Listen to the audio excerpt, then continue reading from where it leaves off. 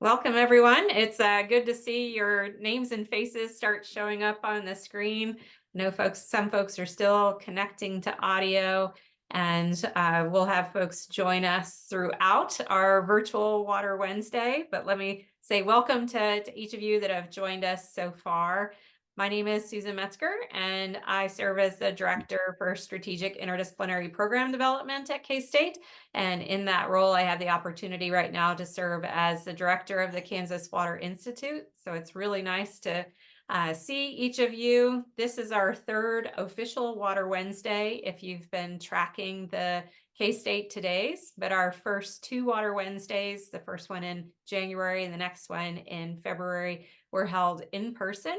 And there was a strong request for the chance to also have that type of collaboration happen virtually. So today's our first virtual Water Wednesday, and moving forward, we'll do a mix. Some will be in person on campus, some will be virtual like this, and maybe some will show up elsewhere in the state or even at our Salina and Olathe campuses. The idea really is that we have water-related expertise or curiosity in every department, college, and unit at K-State, but there's a greater chance if we all came together and collaborated that we could do bigger, better, and better things to address our state and global water resource challenges. So I'm really excited today to share with you a new program to the state of Kansas. And even more exciting, even though it might sound like it is a agricultural focused project, it opens the door for all sorts of disciplines and ideas to think about water and global food security challenges in a new and innovative way. So I know we have folks from every college and campus, at least that have registered for today. So as we get started, usually when we're in person, it's a great chance to grab a sandwich and to meet the people at the table with you and share your background and expertise and to begin kind of creating your network. In the absence of that in our virtual setting, I invite you just to drop your name and your college and department into the chat box, just so folks have a sense of who's on the screen with you today. And at the same time, I'm just going to launch this brief poll, and you can select your college or unit. And we'll just get a sense of who's with us today.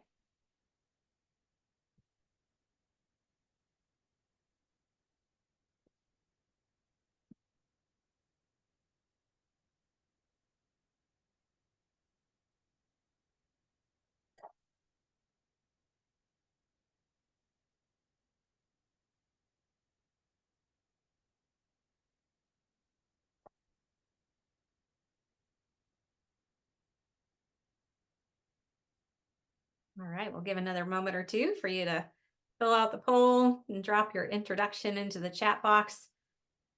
It's great to see quite a variety of folks already joining us. And some of you I know have been to a Water Wednesday before, and sometimes some of you are new to this forum. So exciting to see a mix of both of them. All right, we'll give another moment here for the poll, and we'll stop the poll and just see kind of who's here. So looks like a lot of our colleges are represented right now. Nobody yet from business and education and health and human sciences, but I know they've been very active in our Water Wednesdays before.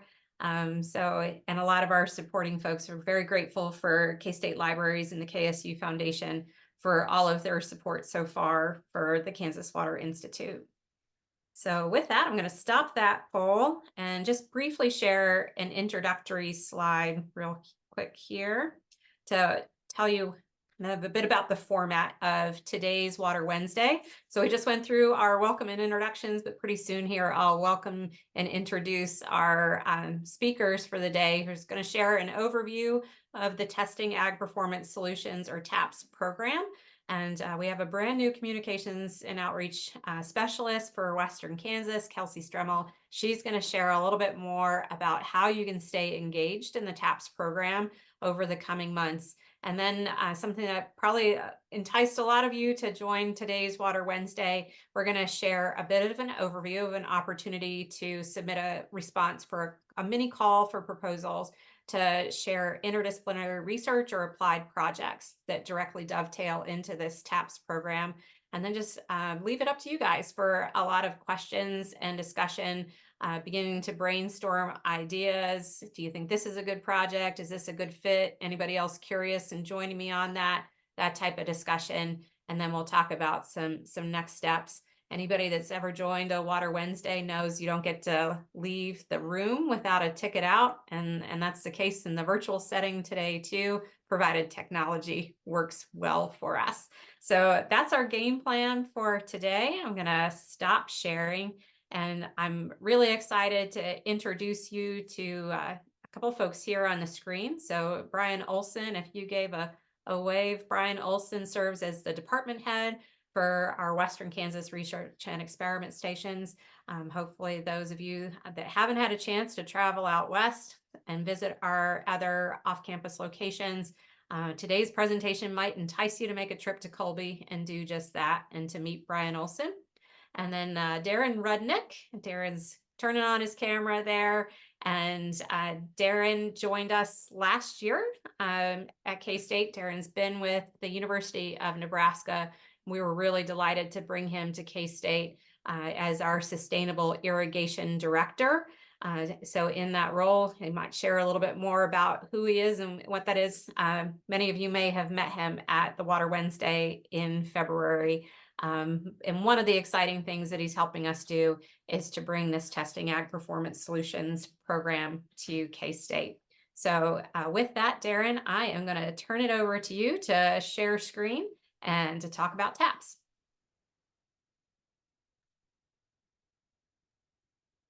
Thanks, Susan. I'm actually going to hand it off to Brian first. Let me see if I can get it into presentation mode. Oh, let's see.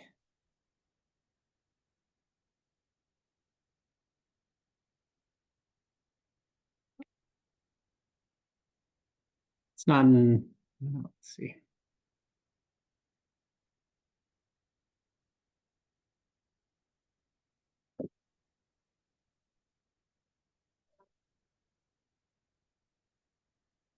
All right, Brian, how does that look now?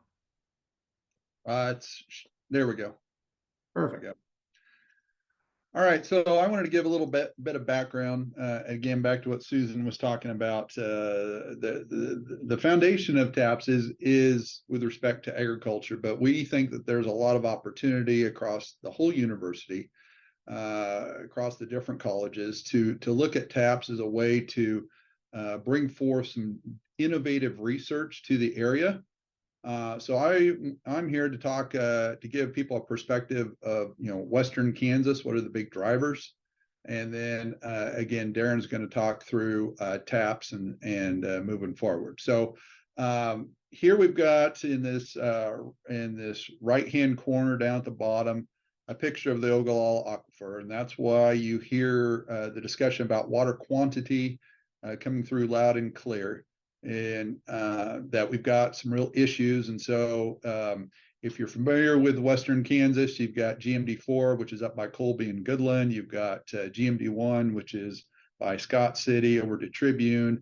And then you have GMD3, that is that Garden City, Dodge City, Liberal, Kansas area. So red is not good when we're looking at saturated thickness depletion. That means that we have pumped a lot of water. And as we look at Western Kansas, for producers who produce grain or forage, they can sell those on the open market, but there's a lot of value back to the value for Western Kansas as a whole in putting that into beef, right? And so there's a lot of feedlots out west. There's 844 feedlots in Kansas, with the majority of those in Western Kansas. And so you can see here that there's a picture of the KLA Cattle Feeders Council. You can see how many of those feedlots are in that Western Kansas region, especially in that area around Garden City, Dodge City, and Liberal.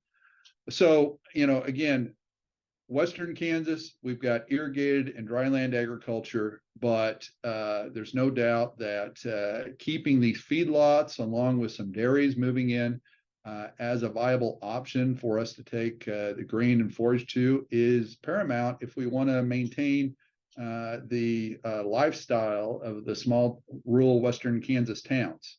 If we do not have the water reach a sustainable water withdrawal rate, we're really going to have the potential of having a dramatic shift in what western Kansas looks like. And so that's why those of us that understand the issue are very passionate about it, and we're looking forward to engaging the university as a whole on ways that we can go about changing this paradigm. And so again, Western Kansas team, or the Western Kansas Research Extension Centers, you'll see that picture of Kansas down there. We've got Hayes, Garden City, Tribune, and Colby. That is what makes up the Western Kansas Research Extension Centers. All right, next slide.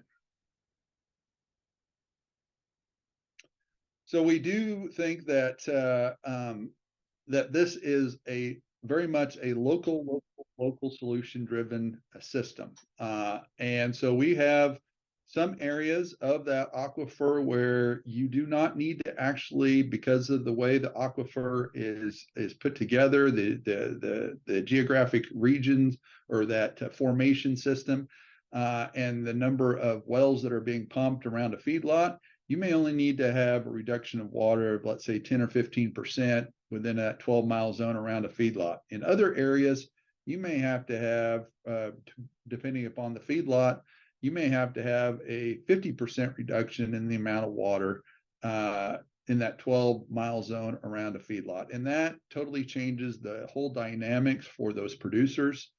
I think that there's a real potential of having some unique ways of telling that story that will connect with the general public. I think that there's a very rich path forward there if somebody in arts and sciences wanted to pick that up, because there's definitely, when we look at the West, water is the key, and water will drive agriculture, and agriculture is the engine that makes up Western Kansas. And so we're looking at water efficient forages, forage sorghum, triticale, millet, and others, but it's really about managing that water.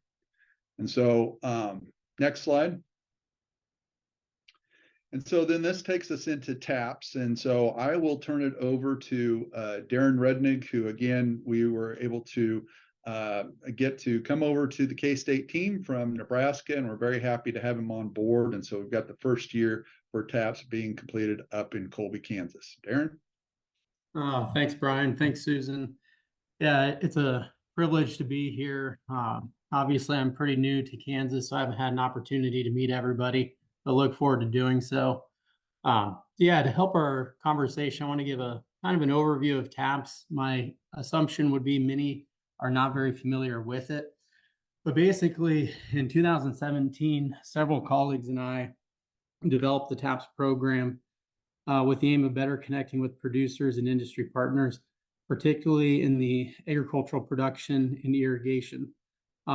Instead of solely focusing on on-farm research, give me 1 second.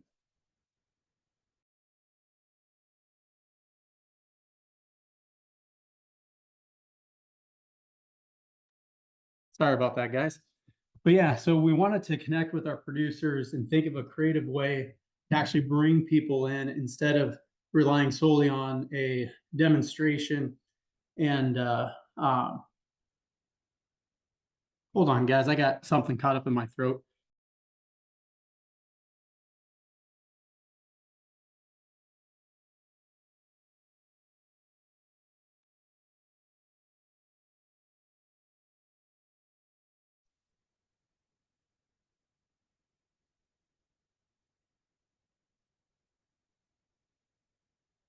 Well, Darren, would you like me to continue a little bit here? Yeah, if you don't mind for a quick second. Yep. Okay, so again, TAPS is allowing farmers in different farm teams. So in this example, there's actually 34 farm team or farmer producer teams that are making decisions on how to manage water. And so you'll see these management decisions over to the left. You've got corn hybrid and seeding rate, planting date, nitrogen management, irrigation management, insurance coverage, and marketing grain. This is not a yield competition. We stress that we want farmers to be profitable, but we also want them to be very efficient with the resources. So that includes water and nitrogen. And so I'm sure you can imagine for those that are, let's say, in ag engineering or in engineering as a whole, there's the ability to put lots of different sensors out in the field. You've got all of these farmer teams, and some of them are not farmer teams, excuse me, but you've got teams primarily made up of farmers, but you also have researchers, you've got a social media team, you've got some K-State recommendations that represent some teams. And so you can set out multiple different types of sensors in one field, and then farmers or these different teams can choose how they want to use that data to make better decisions out in the field. And so you think about it from a producer's perspective, if they want to try something, let's say a new technology or a different way to irrigate, this allows them basically a no-cost way to go through there and evaluate these different types of scenarios or solutions and how or if they will be impactful to their operation. There's a real benefit there because, again, for those of you that are not, based in agriculture, farmers are out making decisions, and so they will go and invest in a technology, and if they don't like the technology, they're stuck with it, and now they've made this big investment into this platform that's not really bringing value, and obviously that's hurting their bottom line. And so this allows them to really go through there, evaluate new technologies, and again, back to methodology about how they want to use their resources. So, but I think there's a lot of value there, but back to the university and the different colleges we have, think about decision science. Is there a way that you can go through there and track the way farmers are making decisions? I think that is a rich area for a potential, proposal. So there's lots of different things that could come out of this, but we're trying to, again, provide the foundation of what TAPS is, and that we've got multiple teams competing out there on how to use water better and get the most value out of it. Hey, Brian, I'm back. Sorry about that, guys. Brian did a wonderful job giving an overview. A couple other things real quick, just I want to make sure to hit on. What's really fascinating about this is we're blending reality. So, right, within the competition framework, the actual agronomic practices are implemented in the field. And then we have a simulated environment in the sense of how we're handling the economics so that we really are getting as close to reality of a farm business. And when we really designed it, it was producer centric, right? So it really touches very closely in our extension mission and how we're helping producers identify those solutions, connecting them with commercial technologies. But we designed it in such a way that we really do have a potential to really carry out some fascinating research questions that really there's not a lot of other platforms to be able to address.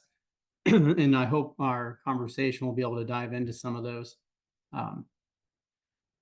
As Brian kind of hit on it, but with it being a competition environment, another opportunity that we have to really engage our producers is we do have awards. And so there's cash awards. In this case, in Colby, we have 4 of them. 1 is most profitable, 2 is highest input use efficient, 3 is most economically profitable at or below Q stable, which is a term that has become really popular through Kansas Geological Survey, especially as they're providing context to the condition of our aquifer and what it would take to kind of stabilize it in these targeted areas. And then finally, greatest grain yield.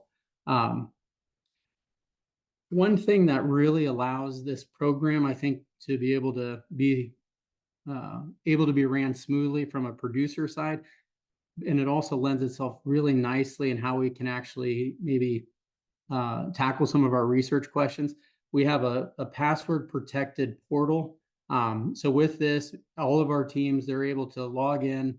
They can access data coming directly from their plots within the field. So we have producers here in our Colby competition that'll be located in Great Bend and Garden City in the Colby area, all the way over by Manhattan. So we have producers hours away or minutes away, but they can actually access data directly from the research site. monitor it, and then they submit their decisions also on the same data portal.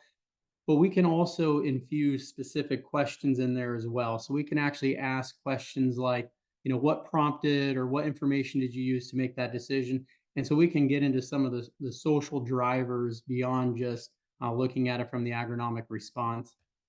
I just have 2 more slides I want to share real quick. Brian hit on the technology and resources and some of our partners. One of the opportunities that the producers have being part of this is that they get that no risk, no cost to be able to try technologies before they go and adopt it on their own operation. And so we work with a lot of partners to provide data from soil moisture conditions, plant response, marketing conditions, data coming from our soil commercial labs and so forth. And then again, leveraging this partner base so that our producers, as well as some of our research objectives, can be carried out. And finally, one down at the bottom, you see the UNL TAPS, OSU, and CSU TAPS. So although we're talking about Kansas and what we have going on out there in Colby, there are competitions that have been running in Nebraska, Colorado, Oklahoma. A TAPS program did establish out in Florida, and then one is being launched in Alabama as well. So there is some interesting questions that we can target around Kansas, as well as potentially plug into some of these multi-state partners. All right, Susan, I'll hand it back to you. Good. No, So Kelsey, yeah. before we go to Kelsey, I want to maybe just ask a quick question or two of you, Darren, for the benefit of the full group. You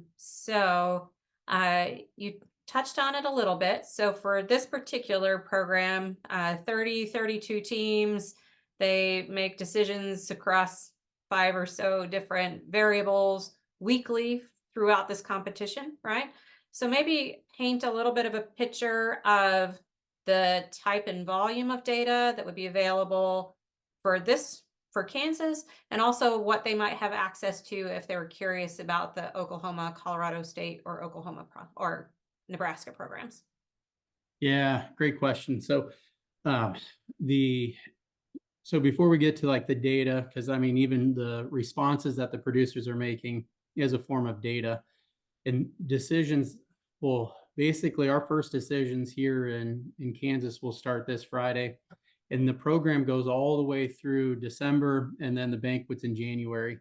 And so we basically will have producers monitoring the market conditions, and they can submit a marketing decision basically at any time over the next, what would it be, 7 months. Irrigation wise, they're monitoring data coming directly from their plots, and they have to schedule irrigation in real time every single week, whether or not they want water. And then our team will take that information and then upload it into the prescription and start the irrigation system. So when you look at the decisions, whether it's hybrid selection, seeding rate, insurance, marketing, planting date, irrigation, we're going to probably see somewhere between 500 unique decisions being implemented across those 34 teams, give or take probably 20 or 30. And then on top of that, data-wise, outside of the decisions, I showed a lot of the different logos, but we're going to have data coming from commercial technology, so soil moisture monitoring, plant sensors, aerial imagery, weather data. We basically, all that commercial data will be packaged in a way that can be easily accessed by both the producers as well as this group or other colleagues. And then we're collecting another level of research quality data on top of that. And so right now, for example, Veris Technologies, they're out there with their new core scan. And so they're actually taking profile measurements in the center of every single plot. So 138, and they're doing that on top of their mapping conditions that Raj Khosla's research team did. And so we're really wanting to layer in that information so we understand the biophysical responses. But then what's fascinating is we can take those biophysical responses and actually mirror them up with the decisions that are being made by the producers and really try to understand, again, that social biophysical connection. Awesome. Thank you, Darren.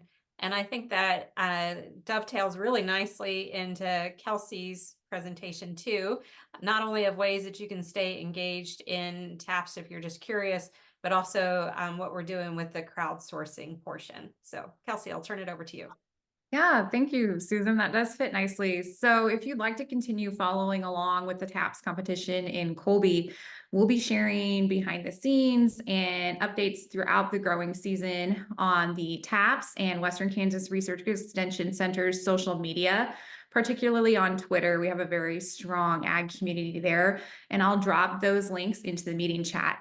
We'll also have a TAPS newsletter that'll be going out, and I will link to that form also if you would like to follow along. And from my perspective, one of the really exciting things about this competition is we're having a crowdsourced or social media team so that we can really share that story of water in Kansas and how K-State is working alongside producers and with industry and different research partners to bring this all together and really make an impact. And we want to tell that story not only for our farmers and to keep them engaged, but to tell everyone in Kansas and the Midwest about what we're doing and involve them in this process. So even if you have never grown corn before, or if you're outside the Department of Ag, you can come to our social media channels and vote on what variety we should plant. Should we irrigate this week or not? Or what decisions should be made? And I'll be able to share behind the scenes data from that crowdsourced team with our public audiences so they can really get involved in the competition as well. And that's what I had. I will put those in the chat now.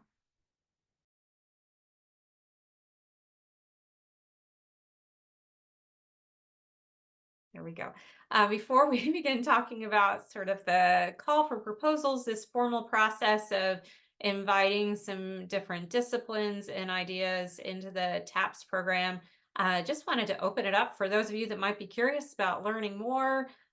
You've got Darren and Kelsey and Brian here to help answer some questions if you were just wanted to learn more about the TAPS program and some of its outcomes. So we'll first just open it up for some questions.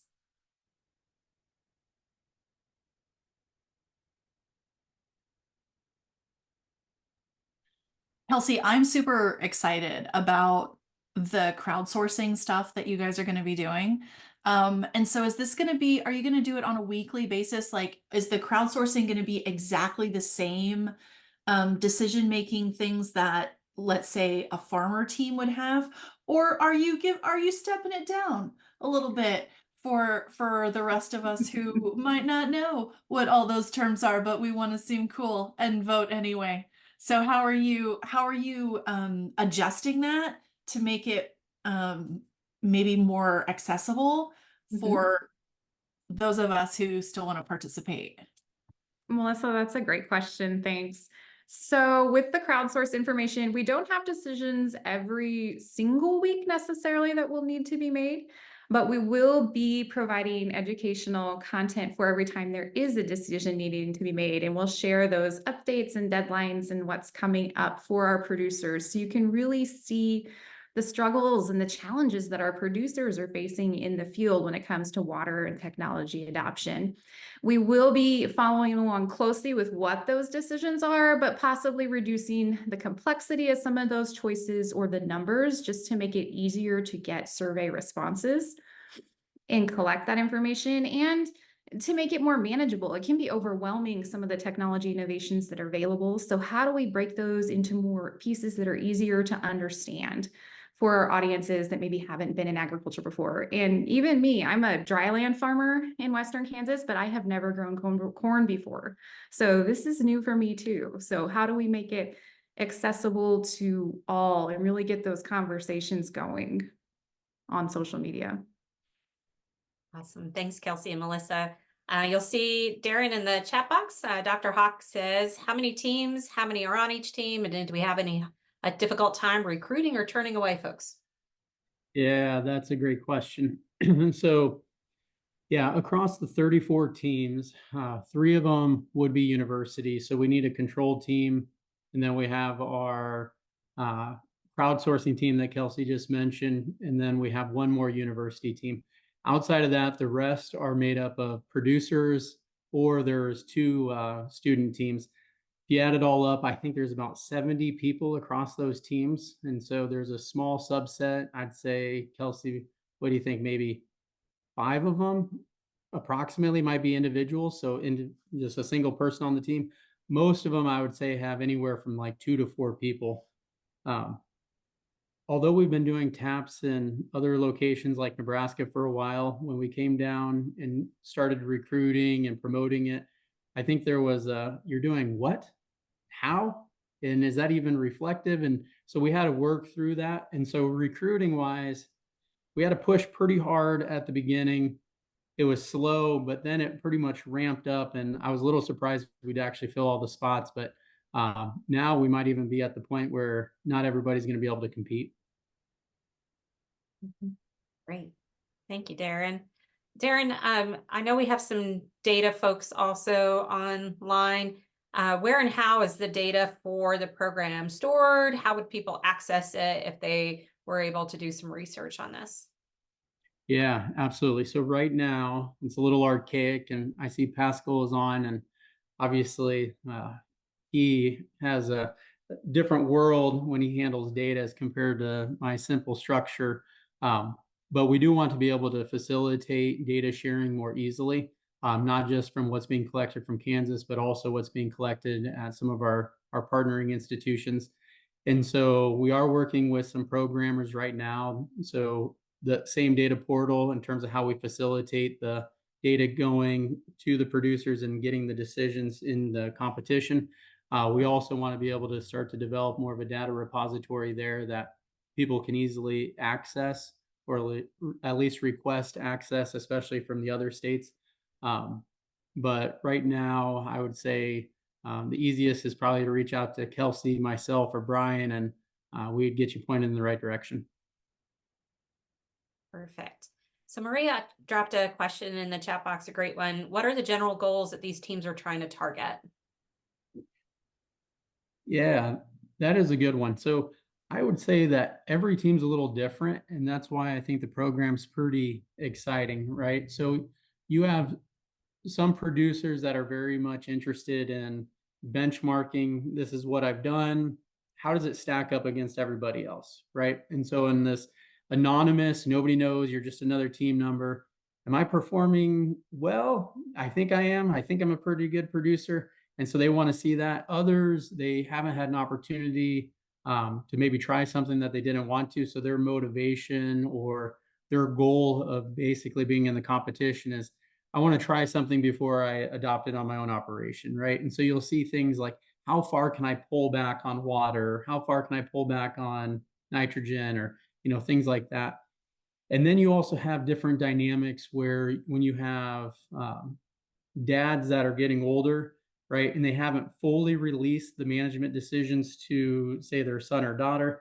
And so we've had a lot of competitions where basically they want to bring them in and let them completely make all the management decisions and have that soundboard, because you can kind of take the emotion out of it, because it's not your farm, it's not your field, right? And so it's total freedom and flexibility. And if it fails, nobody knows, and you just move on to the next year. Awesome. So the other thing I find intriguing about the potential of the TAPS program and the folks on the screen. So you talked a little bit about the sensor technology, you showed the photos of the drones and some of the aerial imagery. So to me, there's also a real visual element. So if maybe you could describe some of the things that would be available from that perspective, almost even thinking of an art application. Yeah, and that's probably one thing I don't think we've necessarily done the best at, right? Because there is tremendous opportunity to better tell the story, and whether it's from a science literacy or an ag literacy. But how do we actually visualize and bring value to the data, right? And so it's pretty simple and straightforward when we think about, capturing an aerial snapshot, right? Just a picture of the field. But then being able to layer on what some of the data looks like below ground, right? And be able to visualize, this is what's happening here, and this is what's happening down at the bottom. Now, I can't do that, but I do think that there's opportunity and there's most certainly data to support it and be able to work in that direction. But yeah, I'd be fascinated to hear if there are ideas and how we can help facilitate it. Right. I Yes. have a quick question to kind of follow up on what Darren you just mentioned. When you're thinking about sort of visualization of data that is accessible for people who are not farmers or scientists, what do you see the purpose of doing so? Like, who do you think the audience for such a visualization would be? You know, that's a good question. I think because there are so many people kind of looking in at the TAPS program, and we want to be very outward facing of the data and the decisions and what's going on. And so I guess it's an unfair answer, but I don't know, because it might be, there might be value from the teaching classroom, right? We have two community college classes where their instructor and the students are working. So I don't know what value that they would potentially, but they might be able to bring that into their curriculum and better articulate what they're trying to teach. That could be one. There might be an opportunity from our agency personnel. We don't have any, I believe, this year. But in the past in Nebraska, we actually had several NRCS, as well as the natural resource districts and the Department of Natural Resources. They actually formed teams and worked with producers. So they didn't come into this in an ag background, right? They're on the more regulatory thing where they're pushing their practices, their solutions. And so it was kind of an eye-opening experience of how you actually think through these practices. And so what might be so simple from a text base or just, oh yeah, this is the NDVI, and you just see it in a value, being able to see again in a visual representation to really bring to life the implications of decisions and how they play out, I think can resonate more with some than others. But again, I'm not sure. Okay, thank you. Yeah, and I might just even build on that because I think also I don't know either. I think it's an opportunity to think about how to visualize and express not just what's happening at the TAPS project, but what happens with water and global food security challenges through this. So a few years ago, K-State, through our Global Food Systems lecture series, had Dennis Dimick from National Geographic.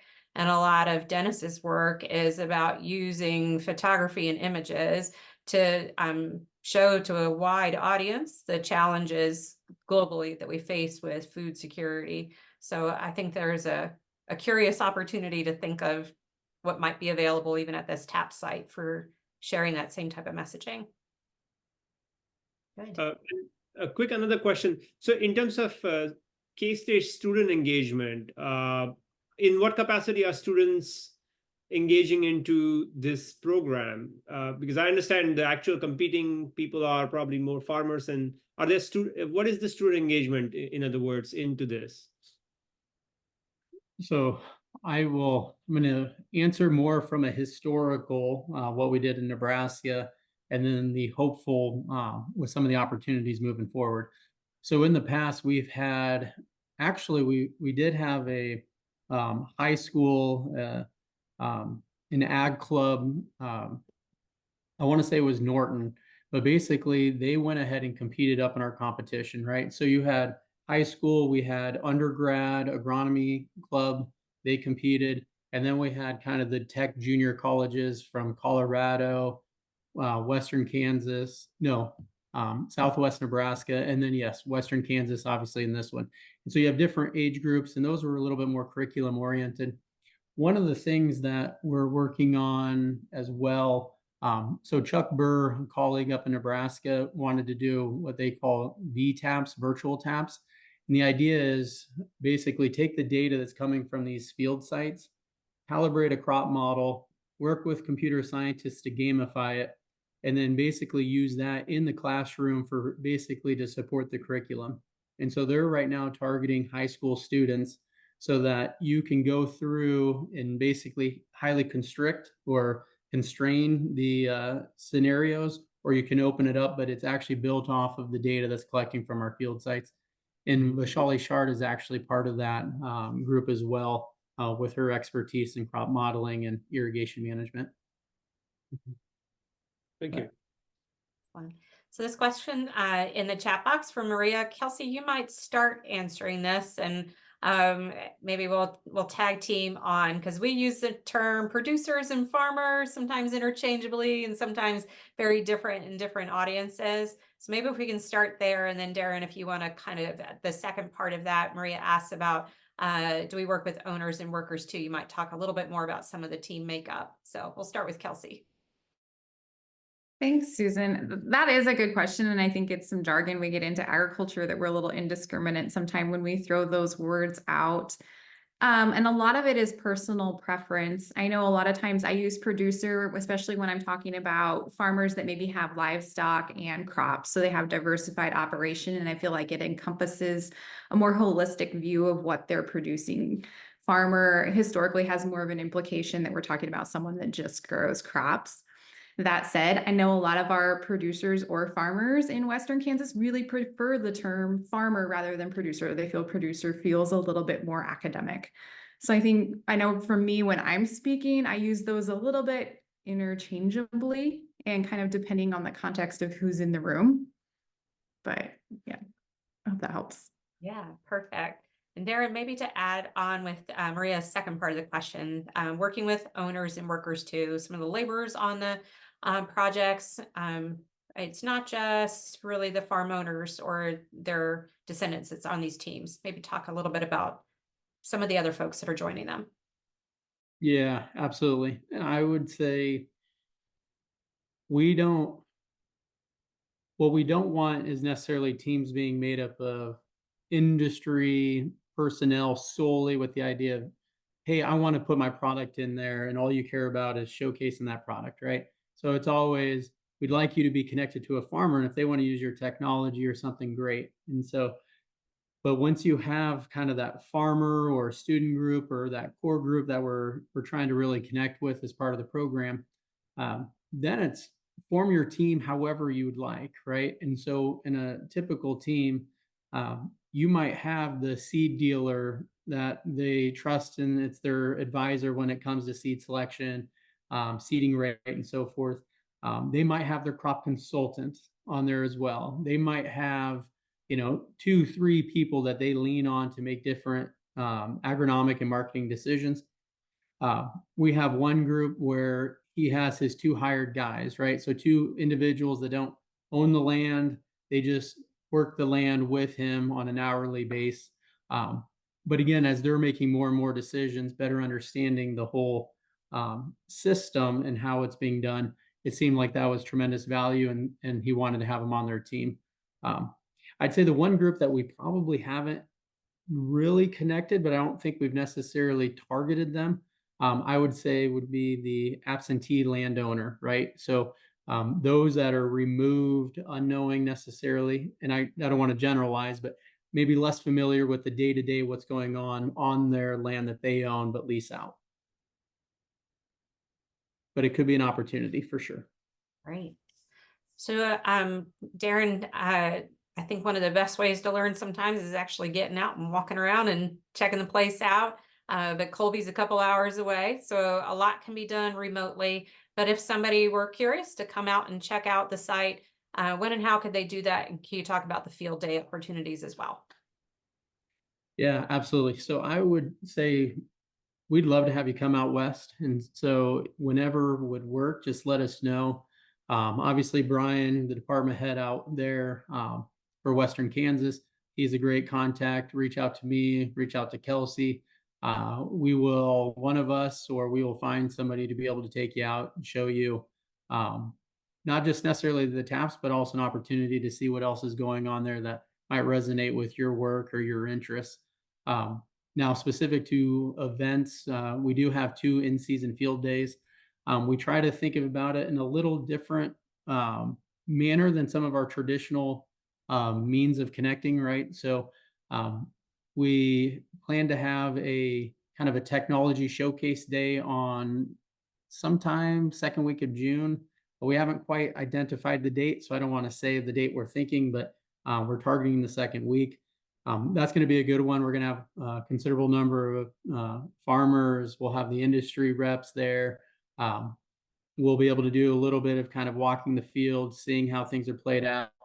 And then I think we're going to actually have a golf tournament after. And so you kind of have this competition on a competition environment to really enforce the networking potential of a program like this to really, again, move us all forward. So,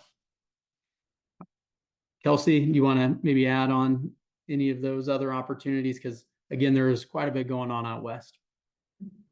Yeah, no, anytime anybody would like to go out there, I plan on being out there at least once a week once we hit the growing season, and then sharing photo video clips from what we're seeing in the field as well. So follow along with us on social media. And then if you see anything that catches your eye, inspires you, please let us know, and we'd be happy to get you out to the field to see what's going on. Great. So Melissa dropped a question in the chat just about how our industry partners are engaging with these. So how are our industry partners leveraging their own participation in TAPS? Is it something that they're planning to use as part of their own marketing campaign?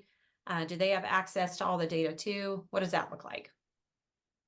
Yeah, so I would say our industry partners, just like our farmers or producers, right? Depending on which one we go with, they have their own interests in necessarily engaging, right? So some of them, if they feel they have a very mature product, they might just simply want to be able to get their technology in the hands of interested users, right? That's great. You have some that are rebranding or are somewhat new. And so they see this as an opportunity that they might not necessarily be looking to improve the engineering aspects of a technology, but they might want direct feedback on the usability of it, right? So what's the functionality of the website? You know, how did the data come off? Things like that.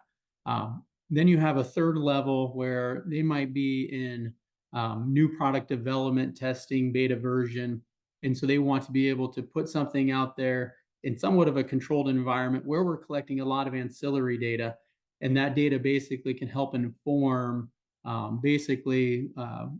that next level before they go live or scale up the production on it. And then eventually, I think there's opportunity from completely new discovery, right? So here we have rich knowledge and talent at K-State that I think a lot of industry would most certainly like to tap into, and being able to do it in a systems approach is very appealing. Excellent. Well, I'm going to transition real quickly just to share a couple of slides that relate to our mini call for proposals. So as we were setting up this Water Wednesday topic, Darren and Brian had reached out and said, well, what if we did a mini call for proposals? We really want to make sure that the TAPS program is a platform for everybody to learn and discover through. And while it has ag in the name, it is an opportunity for all disciplines to see themselves in this particular initiative.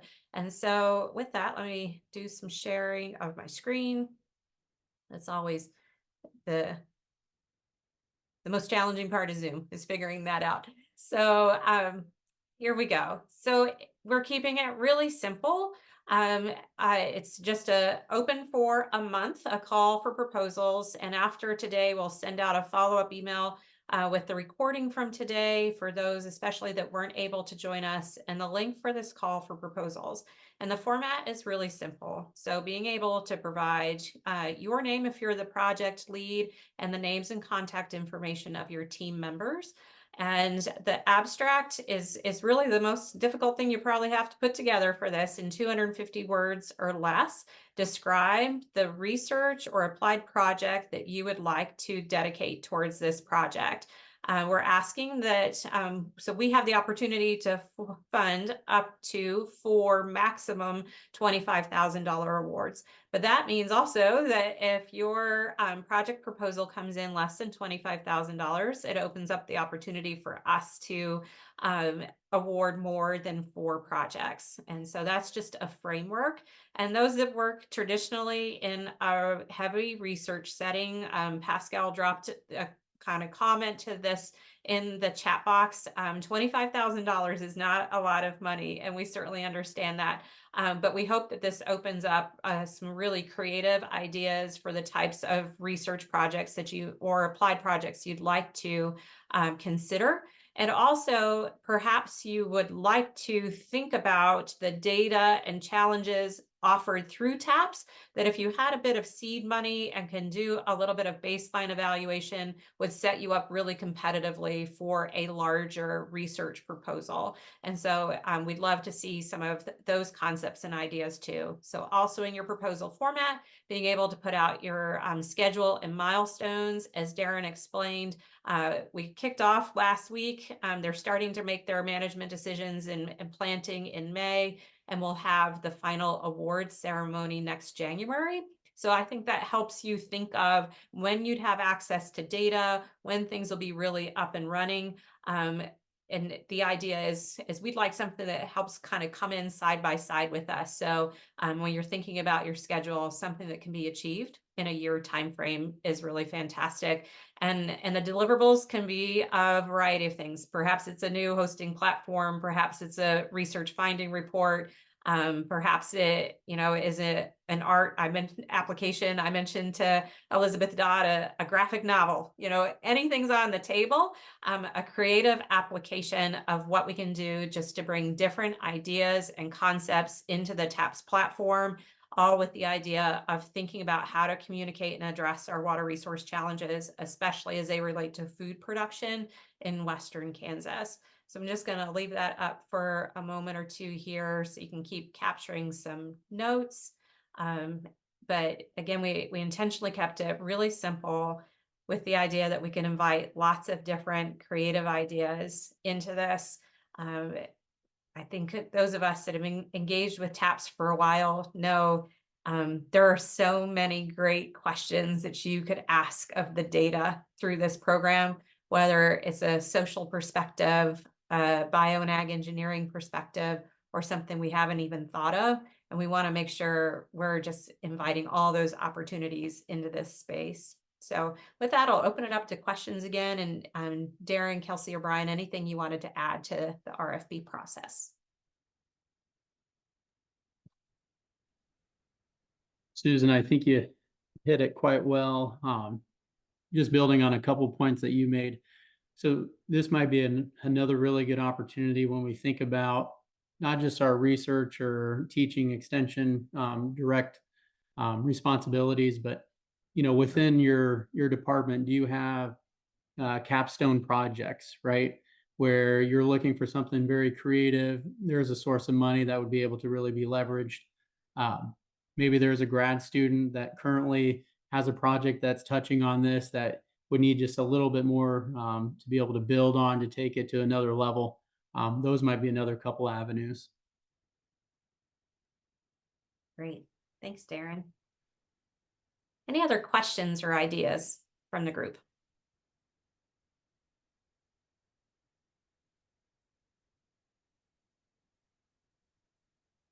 How many people should be in a proposal? Yeah, good question, Maria. Darren, you want to tackle that? I think it could be 1 plus whatever. I agree. Yes, one plus whatever. I think what well, taking a step back, and Susan hit on it, and so the TAPS program most certainly has this interdisciplinary systems-based approach, right? And then when you have the Kansas Water Institute coming on, also at the system level across all the departments, right? It's this very interdisciplinary, highly connected. And so whether it's one person coming in and adding to that system in an interdisciplinary connection point, or if they develop a team of 5 different disciplines as one team coming in, I think it's still a win. So whatever makes sense for the project, I would say go for it. Thank you. Great. Well, I'm gonna start a quick poll just to see, just to get a perspective of those of you that might be interested, or if you're undecided, you might know somebody else that is. Great.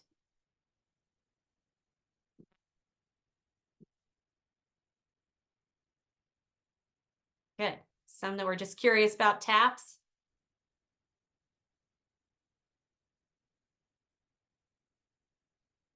Okay. Great. And as you're answering those and considering them, Elizabeth, I see your question in the chat box too. If in the assessment and selection of the proposals, do you anticipate that some proposal budgets would actually be too small to be competitive? And Darren, you can correct me if I'm wrong, but I'd say no. It really, we know the maximum so that we can give at least 4 awards is the 25,000. But we would, if it's even just taking a classroom out to Colby and that costs you $500, I think that's something we want to consider. All right. So if you receive, I'm sorry, I have a question. Go ahead, If Maria. if you receive the funds for this proposal, when are you expected to deliver, you know? Sure. Great question. Yes, because often the case, you have to wait months when that happens. We have the funds in hand now. And so if you are ready to begin your project after we notify of awards in mid-May, then the funds are ready at that point in time. And when is the deadline to complete what you're promising on your proposal? Sure. We hope that by the time that we have the banquet in January, we'd be able to demonstrate at least progress on those. But so something within a year's time frame, it'd be fantastic if we could share some results at the banquet next January. Perfect. Thank you. That. All right, I'm going to end the poll here just so that you can get a sense of who else on the screen is curious. At least 3 of you said, yeah, I'm interested in putting together a proposal. Several of you were just curious about TAPS and the Water Institute, and 2 of you are more thinking about it. So really appreciate that. And would appreciate after this if you think of somebody in your department or college that would be curious about learning more about the TAPS program, or even thinking about a proposal, be sure to share this with them.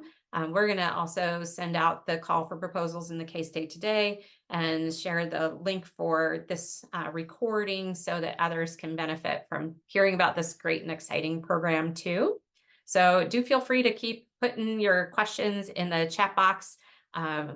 As promised, everybody that's ever come to My Water Wednesday, I just ask that you share the responses to a couple quick questions.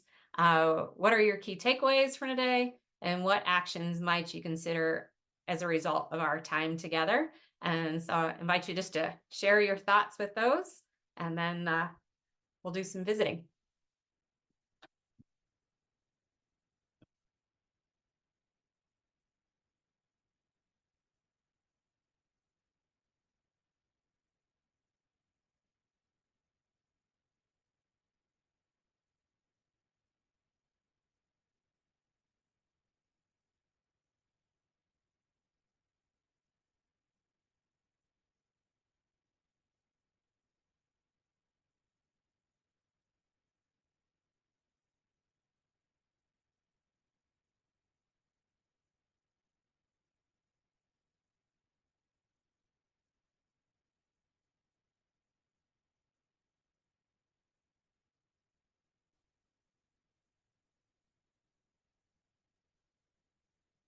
Susan, Yes.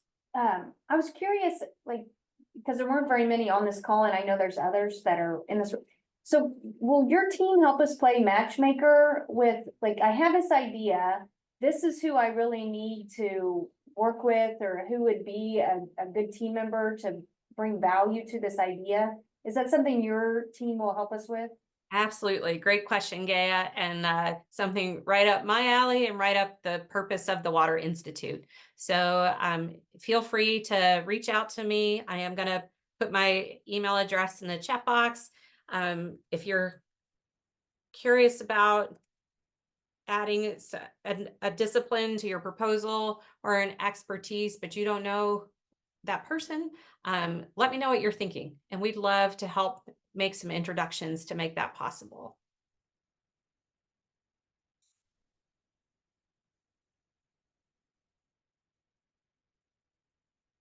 Great. Thank you, Laura. Okay, so the other fun parts of Water Wednesdays is there's prizes. So we're not going to make sure we get away today without having prizes for participating today. So based on our registration, we did a random selection of names. And so the next 3 people, we're going to, if you would chat your, when I call out your name, if you would just go ahead and put in the chat box where you're located on campus or off campus, so that Melissa and I can deliver your prizes to you. Your prizes are, I think Darren had it on earlier, a really fabulous TAPS hat, and then a Water Institute coffee mug will be coming your way to Jan Waterhouse, Laura Hohenberry, and Elizabeth Dodd. So if Jan and Laura and Elizabeth can drop in your office location in the chat box, we'll have hats and mugs coming your way. And if you don't want them, to make fabulous gifts for other people. So feel free to enjoy that. So great. Really appreciate your continued engagement in the chat box and seeing the polling results come in. So with that, I'll just open it up with questions. Anybody else want to share some ideas and feedback for the good of the group today?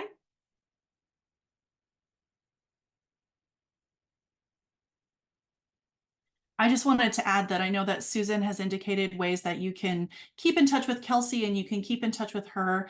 If you've registered, clearly you've registered for a Water Wednesday, I've automatically added you to a new Kansas Water Institute listserv.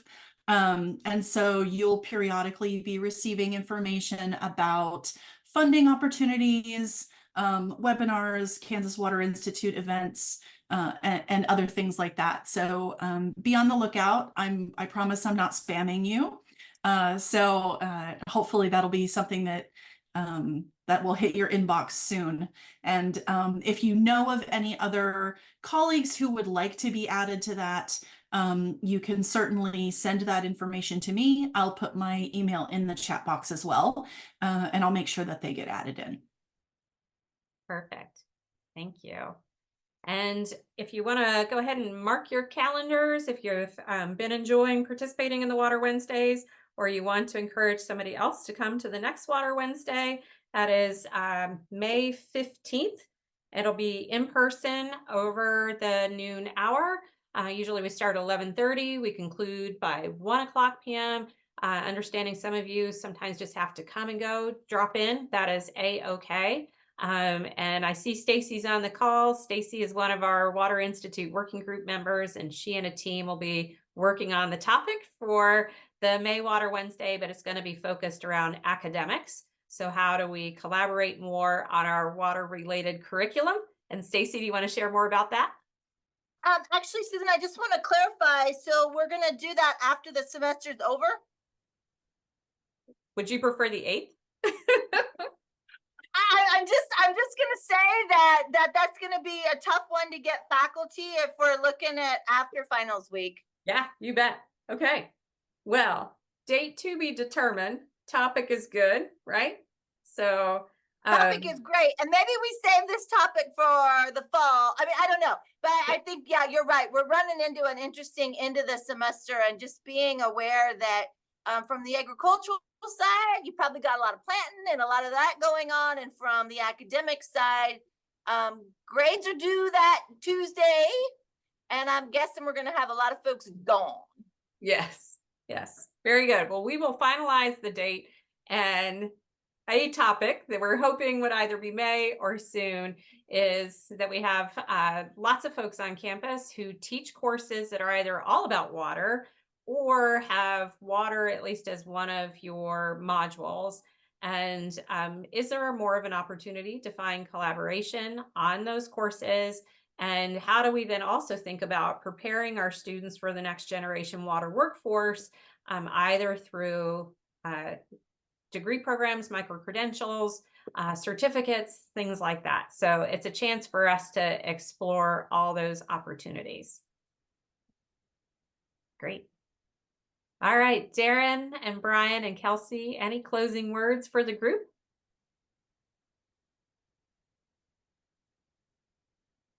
Yes, thank you, and look forward to meeting everybody in person, hopefully at the next Water Wednesday.